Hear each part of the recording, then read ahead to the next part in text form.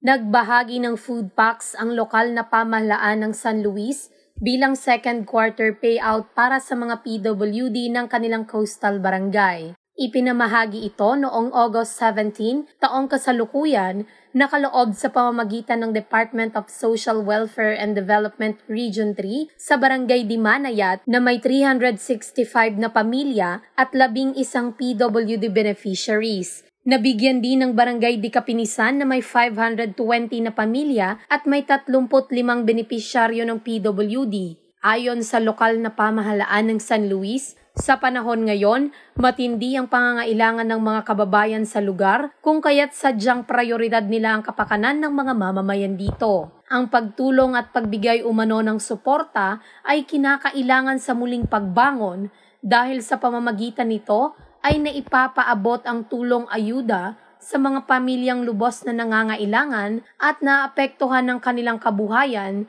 bunsod ng nagdaang bagyong Egay. Pinangunahan naman ito nila Mayor Ariel Angara de Jesus, Vice Mayor Liit Marzan at mga SB members Limuel Donato, Chi Gonzalez, Ali de Jesus, Sherwin Makatsyag na pinangasiwaan naman ng tanggapan ng MSWD. Ako ang inyong naging tagapaghatid balita, Pulintilo para sa RTV News Desk.